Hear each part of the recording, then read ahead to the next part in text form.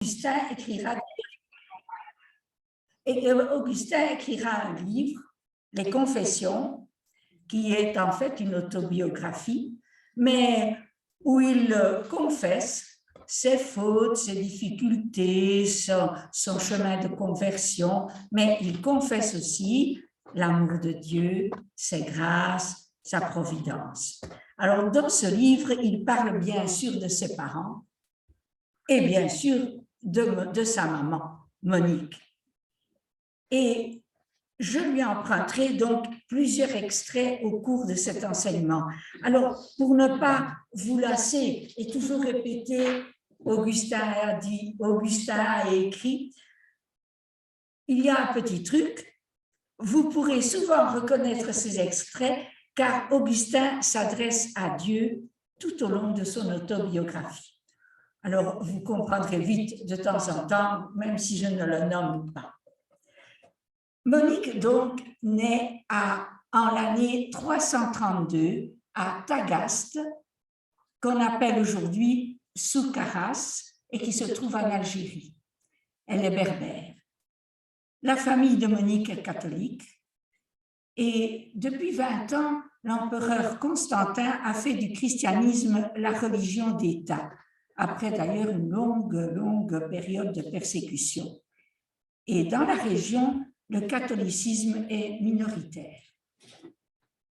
Monique avait plusieurs sœurs et, raconte saint Augustin, leur éducation et leur formation morale fut confiée à une servante âgée qui avait d'ailleurs déjà éduqué leur propre père.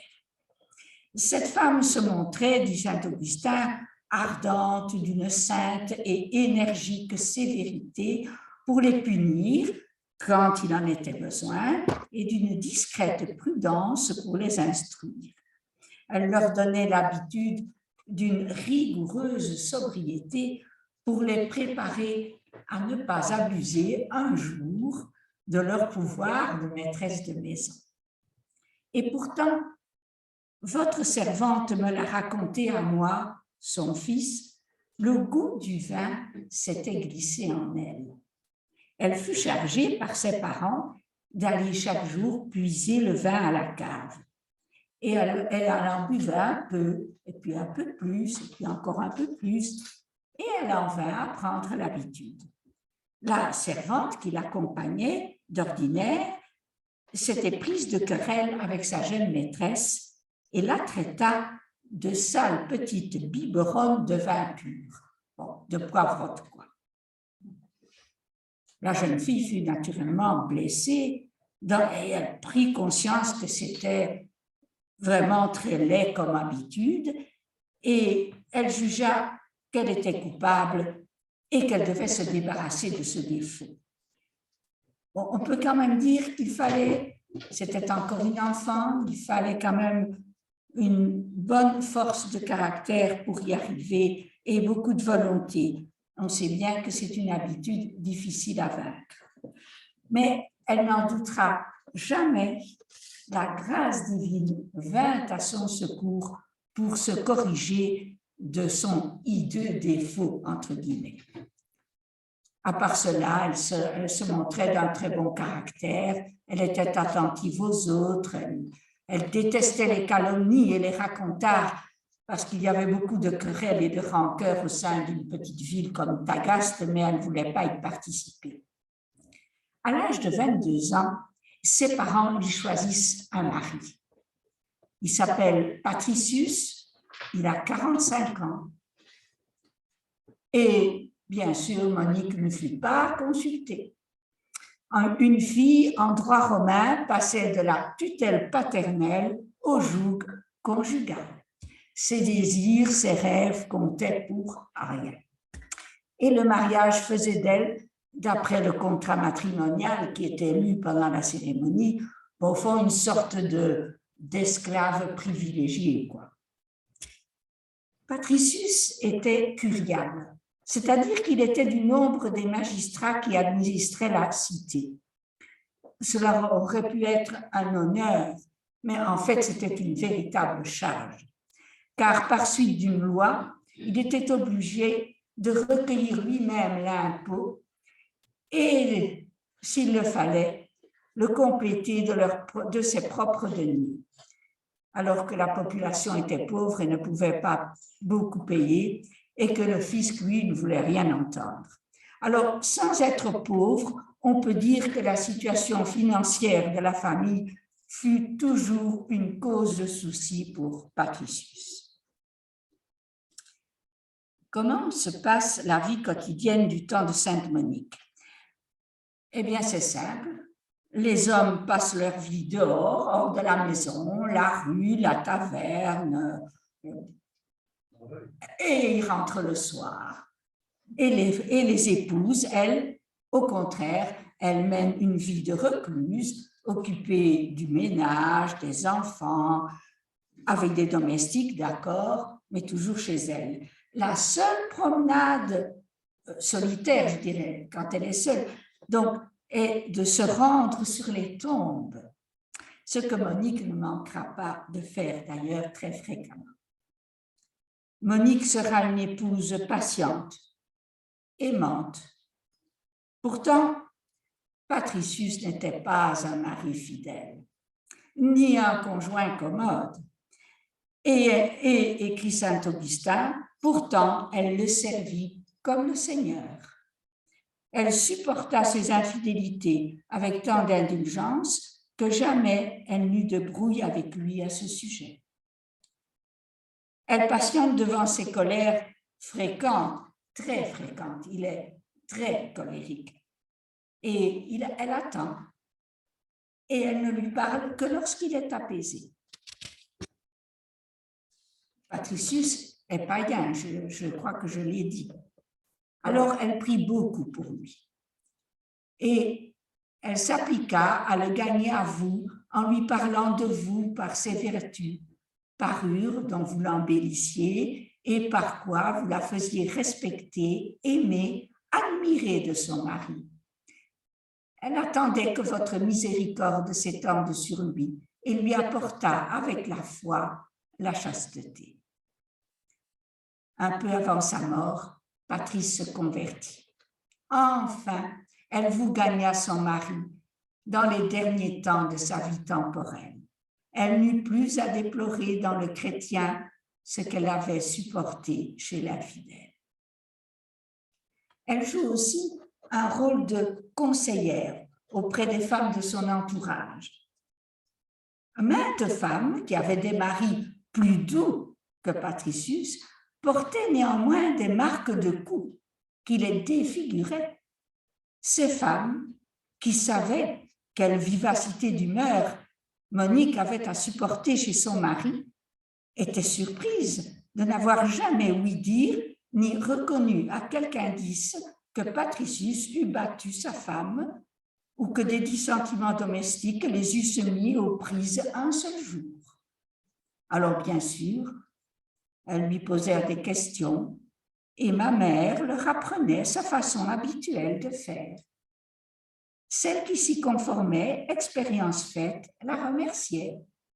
Et les autres continuaient à subir humiliation et sévices. Au début de son mariage, Monique eut aussi à souffrir de sa belle-mère. Sa belle-mère voulait garder la main mise sur son fils. Elle avait vécu 45 ans avec lui. Et de plus, les servantes avaient une assez mauvaise langue et disaient souvent du mal de Monique à sa belle-mère.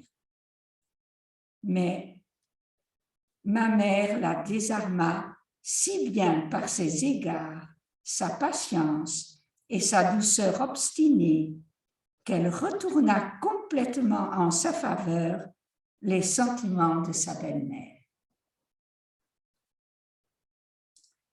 D'une manière générale, Monique, au fond, on peut dire qu'elle agissait en artisan de paix. Vous l'aviez douée d'une grande vertu. Dans les dissentiments et les querelles, elle intervenait dès qu'elle le pouvait en pacificatrice. Telle était ma mère. C'étaient vos leçons qu'il avait instruites dans l'école de son cœur.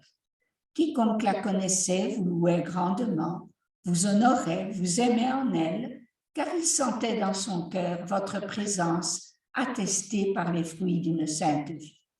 On peut dire que Monique fut un témoignage pour ses proches. Monique et Patricius eurent 3 enfants, Augustin, Navigius et une fille. Navigius, plus tard, bien sûr, se maria et eut 3 enfants.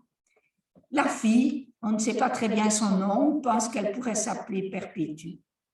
Fut veuve très jeune et devint supérieure d'un des monastères fondés par saint Augustin bien des années plus tard. Une phrase d'Augustin résume ce que fut la vocation maternelle de Monique. Elle avait élevé ses fils, les enfantant à nouveau toutes les fois qu'elle les voyait s'écarter de vue. Et nous allons suivre Monique dans tous ses efforts pour convertir Augustin.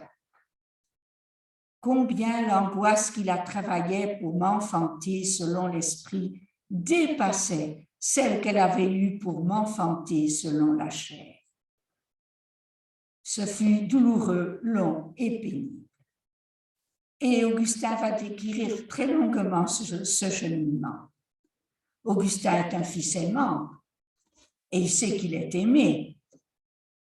Mais nous allons voir qu'il va se défendre de l'emprise de sa maman, des conseils, des vues, des plans que Monique a sur lui. Elle était un peu abusive, hein, même si elle ne le savait pas. Et cela dura jusqu'à ce qu'il se convertisse. Les biographes de Monique semblent un peu balancer entre 2 attitudes. Soit ils encensent Monique et ils gomment ce qui est négatif, soit ils la jugent, la condamnent à mots couverts pour ses faiblesses.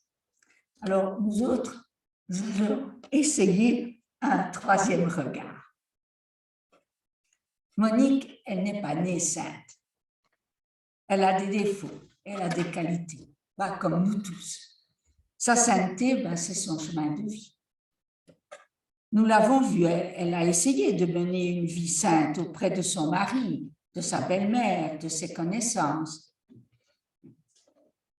Elle a accepté une condition de vie qui, même si c'était la condition des femmes de l'époque, n'était pas très enviable, mais elle l'a acceptée dans la paix et la sérénité. Mais son combat spirituel va se situer dans le chemin de conversion qu'Augustin va faire. C'est là qu'elle va peu à peu être conduite à s'abandonner au Seigneur. Enfin, là, j'anticipe quand même un petit peu. Alors, revenons un peu à la vie de famille. Monique est attentive à l'éducation de ses enfants, bien sûr, mais elle laissera Patricius prendre les décisions concernant les études. Ce sera Tagaste pour les primaires et il enverra Augustin à Mador, une ville à une journée de marche, pour le secondaire. Augustin est doué pour les études et il découvre qu'il a beaucoup de goût pour une fonction qu'on appelle la fonction de rhéteur. C'est une belle profession qui lui ouvrirait l'accès à de hautes fonctions, qui pourrait lui ouvrir l'accès à de hautes fonctions publiques. Dans l'Antiquité, un rhéteur, en fait, c'était une personne qui enseignait avec éloquence. C'était un maître de rhétorique, parlait avec emphase, avec grandiloquence. Et l'ambition d'Augustin fut vite partagée par ses parents. Mais pour cela, il fallait qu'il aille à Carthage. Et à Carthage, déjà à 3 journées de marche de Tagaste, les études étaient très onéreuses. Et Patricius était accablé par le fisc. Il devait en plus doter sa fille. Et il fut obligé d'interrompre les études d'Augustin après sa 3e année de secondaire. Augustin a 16 ans, il est en pleine adolescence Et cette année d'oisiveté ne lui fut pas très bonne, il faut rien dire. Il dit « Je subissais avec un abandon total l'empire des sens ». Patricius, lui, il est fier de la virilité de son fils. Monique, elle lui donne des conseils, mais pour Augustin, les conseils de la mère étaient un avertissement de femme. En tenir compte lui fait rougir. Mes parents m'avaient lâché les rênes, laissant se débrider mes passions diverses. Pour mettre fin à cet état, il y avait une solution, le mariage. Mais l'ambition des parents de le voir réussir prit le pas sur toute autre raison. Ils pensaient que le mariage pourrait l'empêcher, pourrait mettre un obstacle à cette carrière de rhéteur qu'il voulait faire. Et Augustin constate le caractère mondain de cette décision et le reprochera même à Monique. Mais le souci de la réussite de son fils l'emportait sur celui de son âme. Finalement, Romanianus, l'homme le plus en vue de Tagaste, l'homme le plus riche aussi de Tagaste, avancera les fonds à Patricius pour permettre à Augustin de poursuivre ses études de rhéteur à Carthage. Et donc, à tout juste 17 ans, le voilà parti à Carthage. Augustin est heureux de reprendre ses études. Il est intelligent, il est motivé, il est brillant même, il a avec beaucoup de facilité, ce qui lui laissait quand même pas mal de loisirs pour profiter de sa vie d'étudiant. Et il en profitait bien. Mais quelques mois plus tard, Patricius décède. Il s'est fait baptiser. Monique est heureuse. Monique a 40 ans. Et dès la fin de son deuil, elle décide d'aller trouver Romanianus. C'est vraiment un acte audacieux pour une femme à cette époque-là. Théoriquement, elle aurait dû demander soit à un de ses fils, soit à une connaissance, un homme bien sûr, d'aller trouver Romanianus à sa place. Mais elle ne le fit pas. Elle y alla elle-même. Et elle obtint que Romanianus continue de verser la somme qu'il donnait pour les études d'Augustin. Et pour le convaincre, elle lui fit miroiter qu'Augustin promettait de faire une belle carrière et que lui, Romanianus, deviendrait aux yeux de tous l'homme qui avait soutenu la prochaine gloire de leur ville. Pour Augustin, la mort de son père a été un choc. Ça a été tellement rapide qu'il n'a même pas eu le temps d'aller le retrouver, donc de retrouver sa famille. Et à partir de ce moment-là, il décide de redevenir plus sérieux dans sa vie d'étudiant, plus sage, mais alors il se choisit de vivre avec une jeune fille qu'il a rencontrée, avec laquelle il restera d'ailleurs pendant 16 ans. Une jeune fille dont on ne sait rien. Il restera toujours très discret à ce sujet, on ne sait même pas son nom. Très vite, naît un enfant auquel ils donnèrent le nom d'Adeodatus, Dieu donné. Durant toutes ces années qui ont été riches en activités et en études, Augustin vit une véritable crise existentielle. Il se pose beaucoup de questions. Monique, avec qui naturellement il y a un échange de courrier fréquent, Monique lui a envoyé une Bible, mais sa lecture le laisse vraiment de marbre. Il trouve que la Bible est mal écrite. Mais il est touché par une lecture, la lecture d'un livre de Cicéron, l'Hortensius, mais cela ne lui suffit pas. Et c'est alors qu'il rencontre les manichéens. Alors, pour le dire brièvement, le manichéisme est une religion syncrétique, c'est-à-dire qu'elle prend des éléments de différentes religions et aussi du catholicisme. Alors ça rassure un peu Saint Augustin. Elle fut fondée par le Perse Mani. Et dans cette religion, il y a deux forces, le bien et le mal. Ce sont deux principes fondamentaux, un peu comme si c'était deux dieux, considérés comme des forces égales et antagonistes. Le royaume de la lumière opposé au royaume des ténèbres. Bon, je n'en dirai pas plus, parce que ce n'est pas le sujet. Comment va réagir Monique quand elle va l'apprendre? Mal, vous vous en doutez. Elle ne cessait de pleurer sur moi devant vous. Mais elle fait un songe. Elle se vit debout sur une règle de bois avec un jeune homme qui lui ordonna de se rassurer et de remarquer que là où elle était, je me trouvais moi aussi. Elle regarda et me vit à côté d'elle.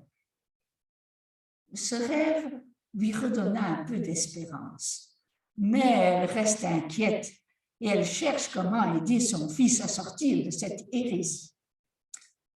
Elle demande un entretien pour Augustin à un évêque réputé qui passait justement à Tagaste. Mais il s'y refusa. Laissez-le tranquille comme il est. Priez seulement pour lui. Par ses lectures, il reconnaîtra lui-même son erreur et son impiété. Mais Monique insiste, encore et encore. Alors, impatienté, il lui dit, « Laissez-moi maintenant, car le fils de telles larmes ne saurait périr. » Ah, ces paroles lui vont droit au cœur, elles viennent sûrement du Seigneur. Monique a donc reçu deux conseils. Prier, et ça vraiment elle le fait beaucoup, mais aussi tout abandonner au Seigneur sans agir elle-même, sans faire de plan, etc. Là, elle n'est pas encore prête. C'est là que commence son combat, son véritable combat spirituel. Entre-temps, Augustin a obtenu une place de rhéteur à Carthage et sa mère vient vivre avec eux. Cette période durera 7 ans. Et durant cette période, Augustin va continuer naturellement de réfléchir, de se poser des questions, et il évolue et il découvre combien il s'est trompé à propos du manichéisme. Mais ne découvrant pas de meilleure position, je décidai de m'y tenir provisoirement. Il a aussi un projet, aller à Rome comme rhéteur. Mais Monique s'est fait possessive. Elle s'est habituée à l'avoir près de lui. Elle veut jouir de sa présence. Elle prie pour ne pas permettre ce voyage. Elle se désola affreusement de mon départ et m'accompagna jusqu'à la mer. Elle s'accrochait à moi pour m'empêcher de partir ou pour s'en aller avec moi. Je lui ai échappé en feignant de ne vouloir pas quitter un ami jusqu'à ce que, le vent s'étant levé, il pût s'embarquer. Je mentis à ma mère et je m'enfuis. Or, c'est en Italie qu'Augustin va trouver le chemin de la conversion. Mais cela, Monique ne le sait pas. Mais comme elle n'est pas encore entrée dans cette confiance totale dans l'agir du Seigneur, elle ne peut que subir son chagrin, qui est bien sûr très fort. Augustin, après quelque temps, obtint un poste important, très important, à Milan. Dès mon arrivée dans cette ville, j'allais voir l'évêque Ambroise, connu pour sa grande éloquence. Sans aucun souci de m'instruire des vérités qu'il formulait, je n'avais d'oreille que pour l'art avec lequel il les formulait. Cependant, tandis que j'ouvrais mon cœur à son éloquence, la vérité y entrait aussi, quoique par degrés. Et il finit par décider de quitter le manichéisme complètement. et de rester catéchumène, ce qu'il était depuis son enfance, c'est-à-dire en préparation du baptême. Et ça, jusqu'à ce qu'il voit plus clair, dit-il. À la fin de l'hiver 385, Augustin fait venir son fils, la mère de son fils, et Monique vient avec eux. Et celle-ci trouva son fils en grande difficulté spirituelle. J'étais sans confiance et je désespérais de découvrir la vérité. Quand elle sut qu'il n'était plus manichéen, elle lui répondit, le cœur plein de confiance, qu'elle croyait par le Christ qu'elle me verrait catholique avant de mourir. Mais cela ne l'empêchait pas de multiplier les prières et les supplications. Avec plus d'ardeur que jamais, elle courait à l'église où elle restait suspendue aux lèvres d'Ambroise, car elle avait compris que c'était lui qui m'avait amené à ces doutes, à cette avancée sur le chemin de la vérité. Les jours, les mois passent. Augustin et ses amis, Alypius et Nébridius, qui vivaient avec eux, avançaient de plus en plus vers le Seigneur. Cependant, il restait un grand obstacle sur le chemin d'Augustin. Il décrit dans ses confessions ses luttes intimes pour vaincre l'attachement aux jouissances charnelles.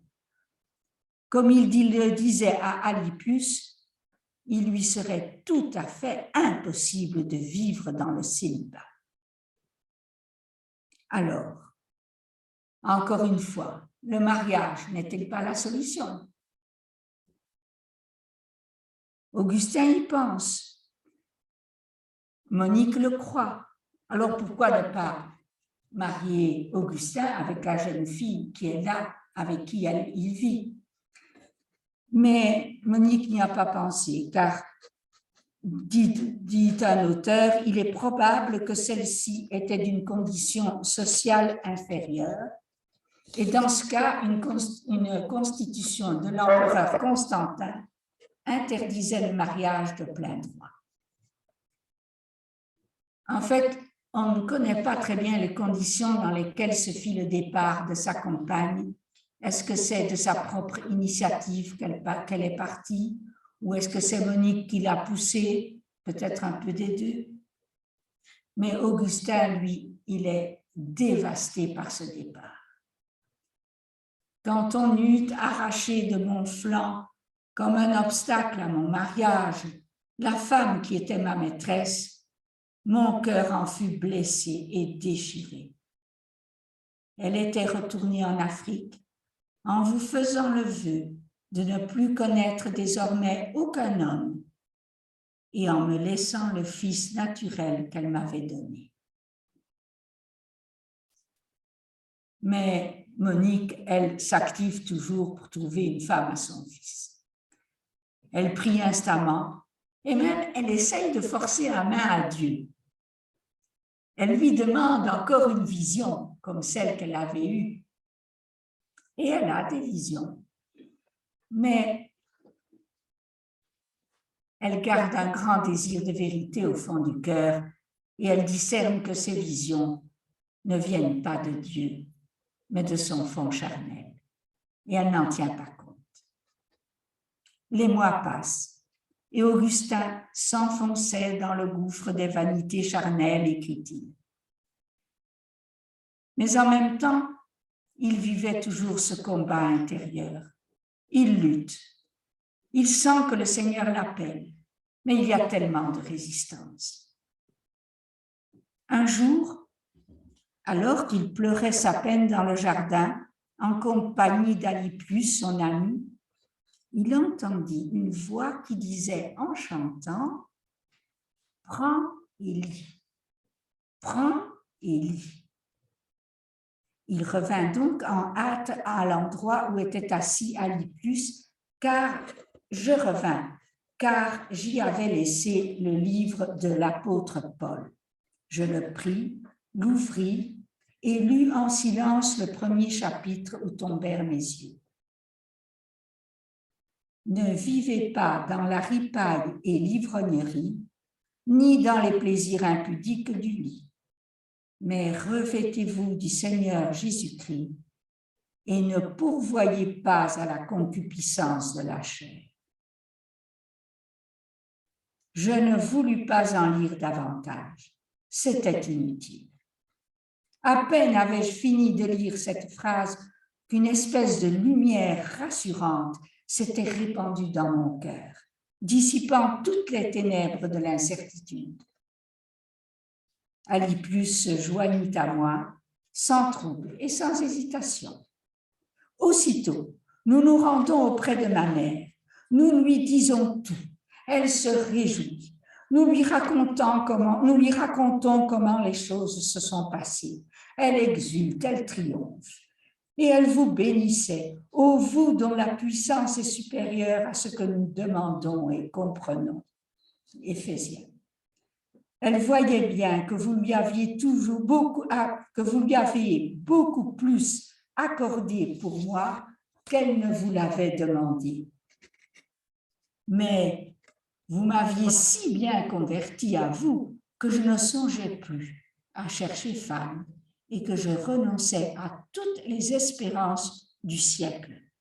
Oui, je me tenais debout désormais sur cette règle de la foi, comme vous le lui aviez révélé voilà bien des années. Alors, il faut remarquer ici que, bien sûr, Augustin et Alypius se sont convertis, mais Monique aussi. Elle a oublié son ambition de faire de son fils un homme riche, célèbre, de le voir marié, de lui donner des petits-enfants. C'est une vraie conversion pour elle aussi. Alors, suite à cette conversion, Augustin prend la décision de démissionner de son poste de rhéteur. Il rompt ses fiançailles, qui étaient heureusement demeurées officieuses, et Augustin, Adéodate et Alypius doivent attendre le jour de Pâques pour recevoir le baptême des mains d'Ambroise. Ils avaient 10 mois devant eux. En attendant, ils s'installèrent avec des amis et Monique à Cassisiacum, dans la villa prêtée par une connaissance. Durant ce séjour, Augustin organise des échanges entre eux. Les journées se partagent entre l'explication littéraire d'auteurs profanes, comme Virgile, et la discussion à la fois philosophique et religieuse qui roule sur de grands sujets comme l'ordre du monde ou le bonheur. Et tous ces entretiens sont consignés. C'est comme cela que nous aurons des documents exceptionnels. Là, je ne vais pas m'y arrêter, je n'ai pas le temps. Et quel est le rôle de Monique parmi ce groupe? Eh bien sûr, elle est la maîtresse de maison. Mais elle donne aussi ses avis au cours des échanges d'idées et Augustin lui reconnaîtra une supériorité quand on touche à l'ordre spirituel. Alors, je vais quand même vous en lire quelques traits. Une discussion fut entamée sur la vie et le bonheur. Augustin pose la question. Dites-moi, quel est celui qui est heureux? N'est-ce pas celui qui a tout ce qu'il désire? Là, il y a toute une discussion. Et puis, vers la fin de l'entretien, Augustin conclut donc, celui qui aime et possède des choses périssables ne peut jamais être heureux. Non, sans doute, reprit Monique, mais moi je vais plus loin. Fût-il même sûr de ne jamais les perdre, je l'estimerais encore malheureux, parce que tout ce qui est passager est sans rapport avec l'âme de l'homme. Et plus il le recherchera, plus il sera misérable et indigent. Quoi, dit Augustin, s'il avait abondamment de toutes choses de la terre, s'il savait mettre des bornes à ses désirs et qu'il a appris l'art de jouir avec dignité et modération, il ne serait pas heureux? Non, non, reprit Monique, toutes choses de la terre ne rendront jamais une âme heureuse. Oh, que c'est beau, dit Augustin. Oui, si quelqu'un veut être heureux, qu'il monte plus haut que les choses périssables, qu'il cherche ce qui demeure toujours. Et il ajoute, et là il s'adresse aux plus jeunes parmi eux, vous voyez quelle différence il y a entre avoir étudié beaucoup de livres et se tenir toujours unis à Dieu. Car n'est-ce pas dans cette union intime que l'âme trouve ces belles pensées que nous admirons dans ma mère?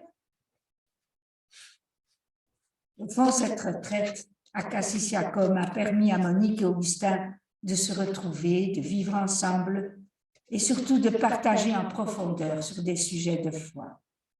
En quelque sorte, ils vont vraiment se découvrir. Augustin se montre heureux, bien sûr, et nous pensons que Monique devait être dans la joie. Au cours de la nuit pascale de l'année 387, Augustin, Adéodate et Alypius reçurent le baptême à Milan des mains d'Ambroise. Après le baptême, nous cherchions un endroit où nous installer plus commodément pour te servir, Seigneur, dit saint Augustin, et il décide de repartir vers l'Afrique. Il y avait parmi eux Augustin, Navigius, son frère, Monique, Adéodate, qui avait 15 ans, Alypius et Évodius, un jeune homme de Carthage. Après un voyage très fatigant, ils arrivent à Ostie. Mais Monique semble vraiment hors d'état de pouvoir faire la traversée. Alors ils prirent le temps de refaire leurs forces. Monique se sent malade, elle se sent même très malade, mais elle n'en dit rien. Un jour qu'Augustin était absent, elle a une conversation avec leurs amis. Elle leur parla de son mépris de cette vie et du bienfait de la mort. Eux, stupéfaits d'un tel courage chez une femme, lui avaient demandé si elle ne craignait pas de laisser son corps si loin de sa patrie.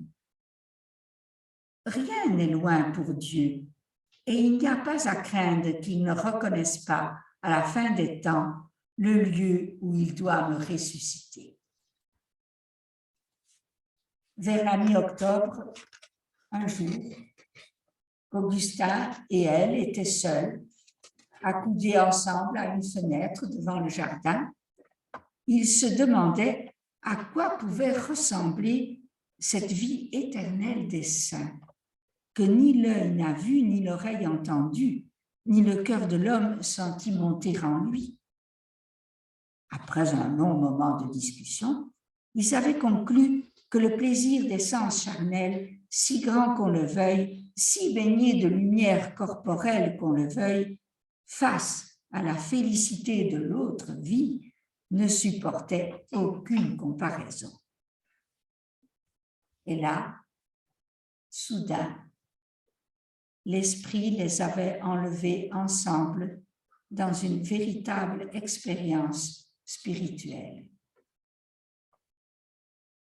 Augustin écrit, « Comme à l'instant, nous avons tendu nos êtres et d'une pensée rapide atteint l'éternelle sagesse qui demeure au-dessus de tout. » Cette expérience sera appelée l'extase d'Ostie ou la contemplation d'Ostie. En revenant de leur tabor, entre guillemets, Monique dit à son fils, « Augustin, pour moi, il n'y a plus rien qui me charme en cette vie. Qui ferais-je encore? Je ne sais. En ce monde, mes espérances sont épuisées. Une seule chose me faisait désirer de vivre encore un peu, c'était de te voir avant ma mort chrétien et catholique. Mon Dieu m'a accordé cette grâce surabondamment, puisque te voilà résolu à le servir, au mépris même des félicités terrestres. Que fais-je donc ici? Et quelques jours après, elle fut prise de fièvre. Son état se dégrada peu à peu. Et voyant ses deux fils à son chevet, elle leur dit, « Vous enterrerez ici votre mère, où bon vous semble. Je vous demande seulement de vous souvenir de moi devant l'autel du Seigneur, en quelque endroit que vous soyez. » C'est ainsi, dit Augustin, que le 9e jour de sa maladie, alors qu'elle avait 56 ans et moi 33, cette âme sainte et pieuse fut délivrée de son corps. Son corps a été déposé dans l'église à Rome, l'église qu'on appelle San Agostino, bien sûr, où elle repose toujours. Alors, je vais faire une brève excursion, je ne sais pas comment dire. Il y a bien des années, en 1986, la communauté a fait un voyage sur les pas de Saint-Augustin et nous sommes allés à Cassisiacum, à Milan. Nous avons vu l'endroit où Augustin a été baptisé, le baptistère, qui est en fouillis, qu'on a découvert en dessous de la place de la cathédrale, parmi des fouilles. Nous avons aussi été à l'église romaine où se trouve le corps de Sainte Monique et où nous avons dit la messe. Voilà, je vous souhaite un jour de pouvoir aussi faire ce voyage. Et maintenant, je vais vous donner quelques petites conclusions personnelles. Je pense tout particulièrement aux mamans et à tous les papas qui sont ici. Il faut bien le dire, nous nous inquiétons pour nos enfants, parce qu'il y en a beaucoup qui se sont éloignés du Seigneur. Et je crois que Monique, même avec ses erreurs, nous montre une route. D'abord, gardons la foi chevillée à notre âme. Dieu est présent à nos inquiétudes et il ne nous abandonne pas. Il est venu, a-t-il dit, sauver les brebis égarées. Ça doit être notre espérance. Donc, il ne faut pas se décourager, il faut garder une espérance vive. Il faut prier pour eux, porter nos enfants, nos petits-enfants, comme Monique, avec beaucoup de supplication et beaucoup de persévérance. Et je crois que nous devons aussi profiter des leçons qu'elle nous a données et qui lui ont coûté cher. Je pense que nos plans, nos insistances, nos discussions, quelquefois, tombent souvent à plat. Quand nous discutons avec nos enfants, je veux dire. Et même, on peut même les excéder. Vous, les parents, n'excédez pas vos enfants, dit saint Paul. Je crois vraiment que c'est contre-productif. Il n'y a que Dieu qui sait, lui, il connaît. Il nous écoute et c'est lui qui agit. Il ne nous demande pas de comprendre ses chemins. D'ailleurs, mes chemins ne sont pas vos chemins, mes pensées ne sont pas vos pensées, bien sûr. Il nous demande une seule chose, c'est de lui faire confiance. À chacun de nous, je crois que le Seigneur demande que nous vivions vraiment dans l'amour, dans le pardon. Ce n'est pas toujours facile.